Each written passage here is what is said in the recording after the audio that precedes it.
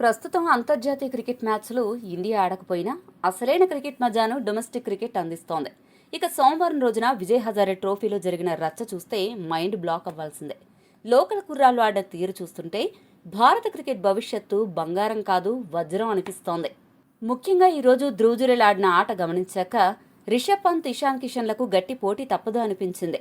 మరోపక్క ముంబై బౌలర్లు శార్దూల్, మూలానీ నిప్పులు చిమ్మే బౌలింగ్తో దడదడలాడించారు. ముందుగా యూపీ వర్సెస్ బరోడా మ్యాచ్ గురించి మాట్లాడుకోవాలి. ధ్రువ్ జురేల్ ఈ రోజు మ్యాచ్లో 160 పరుగులు చేసి రఫ్ ఆడించి అజేయంగా నిలిచాడు. అది కూడా కేవలం 101 బంతుల్లో 15 ఫోర్లు, 8 సిక్సర్లతో విజృంభించాడు.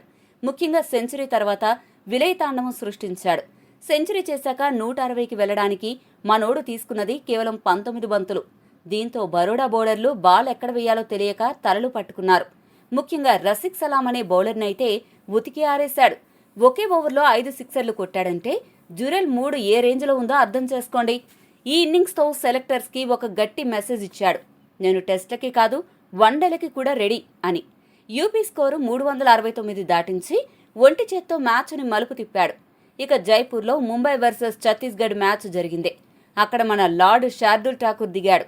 మ్యాచ్ స్టార్ట్ అయిందో లేదో ఛత్తీస్గఢ్ స్కోరు 10 పరుగులకే 4 వికెట్లు కోల్పోయింది.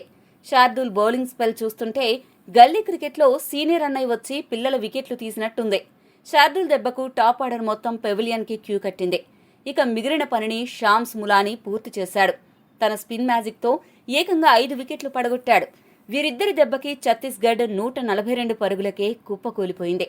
ముంబై వాళ్ళు ఈ టార్గెట్ని మంచినీళ్లు తాగినంత ఈజీగా కేవలం 24 ఓవర్స్లోనే 9 వికెట్ల తేడాతో గెలిచేశారు.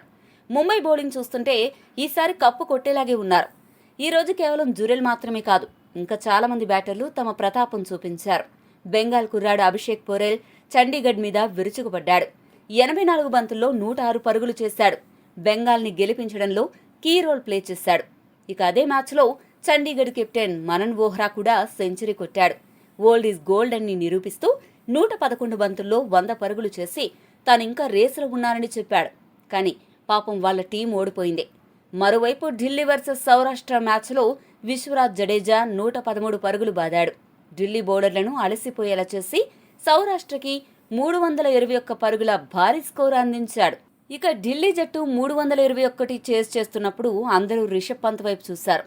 కానీ అక్కడ మెరిసింది మాత్రం ప్రియాన్ షారియా. ఈ కుర్రాడు 45 బంతుల్లోనే 78 పరుగులు బాదాడు. అందులో 6 సిక్సర్లున్నాయి. బాల్ని క్లీన్గా హిట్ చేస్తున్న విధానం యువరాజ్ సింగ్ను తలపించింది.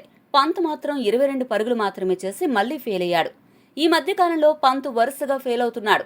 దేశవాళీ క్రికెట్లో అయినా తిరిగి పుంజుకుంటాడు అనుకుంటే ఆ ఆశలన్నీ అడియాసలే అయ్యాయి.